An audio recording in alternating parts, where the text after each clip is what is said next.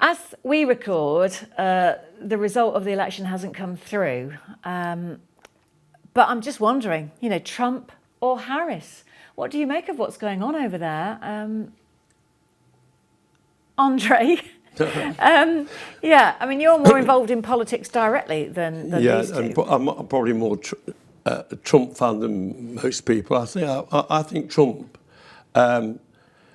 First of all, let's say I can't believe that he's the only two people they can find to be president of the United States. But out of the two, the last time he was in, there was no wars for 4 years. He seemed to have sorted that out. How he did it? Did he sort it out? Well, yeah, he was in charge. He's the man. He's in charge. Yeah, he sorted it out. Do you think the other nations feared what he might do? Well, he may do. They may fear that. So let's bring a bit of that in. If he stops people being killed in Gaza and places like that, I will vote for Trump. But Kamala Harris, I don't really know. I think she's just there because Joe Biden's been retired off and it was easy to put her there. I'm just amazed that they can't find better people than that. But Trump proved himself the 4 years. The economy was good. He sorted the wars out.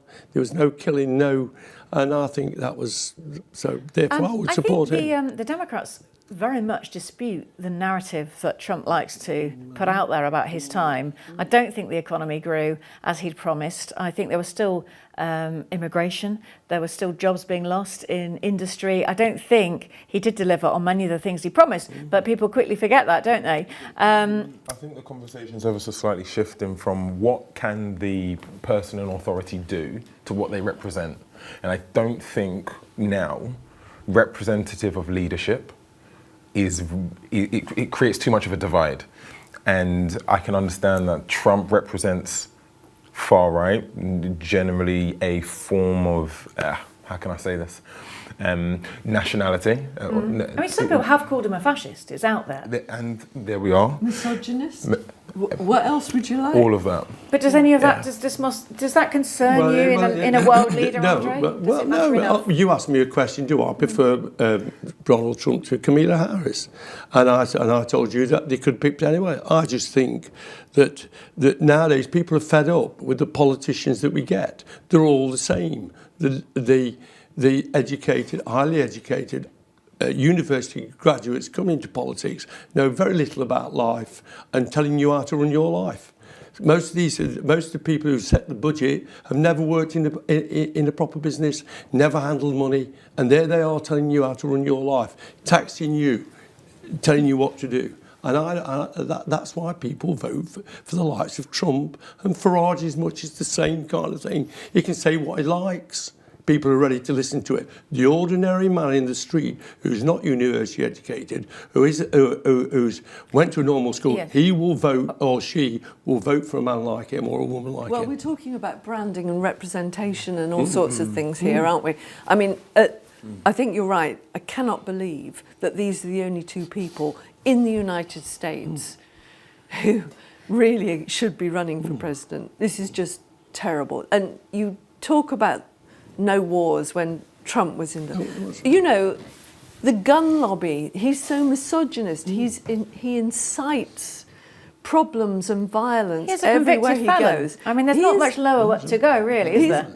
An appalling in terms of a personal character. Absolutely. Yeah. However, what I will say is that Kamala Harris, I'm really, really unsure about. Really? I'm not sure. I mean, I applaud. Is she mixed race? I'm not sure, but she's certainly not, white, middle-class lady.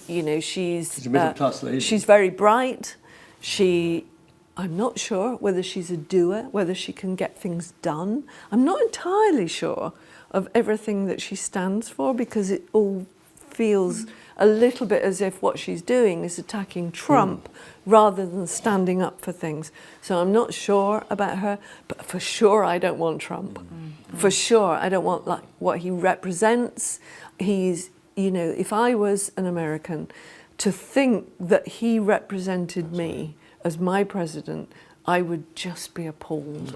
Just appalled. I think, yeah, the connection to the branding of the person, the integrity, I think is now, us as people, we're beginning to shift to that being more of the focus rather than what can you do for the country? How are you going to represent my voice toward the country in the global community? I think that is incredibly important. But he represents a lot of what people think.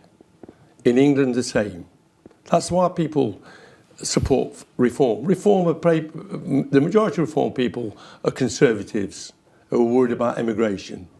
And they feel that we don't deal with it. The politician you get now, the champagne socialists, the left wing of the Tory party aren't interested. So they will vote for somebody like Trump, Farage. That's it. Until politicians realise that these people matter, this is what you're going to get. Another Trump will come along, and you could have Farage is not the English Trump. It's close on. It's the same kind of thing. I don't know if you agree with that. I think. I mean, it's not for me to have my opinions of course on not. this show. Sorry, I'm not. But as far as you two are concerned, I think much has been said, hasn't it, about the likes of Trump and Farage speaking in a way that, let's say 10 years ago, politicians weren't allowed to speak like that. They were cancelled, they were accused of being racist. The whole pressure that they say immigration puts on our services. Now, that's a whole argument about whether immigration, we could have that for hours and hours and hours, but there are some people who blame immigration, high immigration, for their misfortune, don't they? Whether they're right or wrong. And people like Trump, Farage, Robert Jenrick, they're hanging it on that. They play on it. Yeah, exactly. The thing is, if you meet ordinary people and you talk to them about immigration, and one of the arguments that, say, Lee Anderson said, I speak it like my people in Ashfield. I'm like, well, I speak like people from Mansfield, but I don't hold his views. Yeah. But they like that. People like that thing. But they play on people's insecurities, Yeah, on their sense of injustice, Yes. on their sense of entitlement. That's what they play on. That's populist People who, feel that working hard and they might not have everything they want, but they don't have that same sense of injustice and entitlement which these people And the play on. Democrats are saying that people like Donald Trump are playing on the fears, they're playing on the insecurities, they're playing on the vulnerabilities and the lack of education, not because they care about necessarily raising them up, but they do want the power. But that's they the want criticism power, that the Democrats are levelling at Donald Trump. How do you know that Trump is going to deliver for the people should he become the president? What are the signs? I don't know. But they believe that. And what I'm saying is, until politicians get into the real world, both in America and here, and become more and think about what the majority of population think.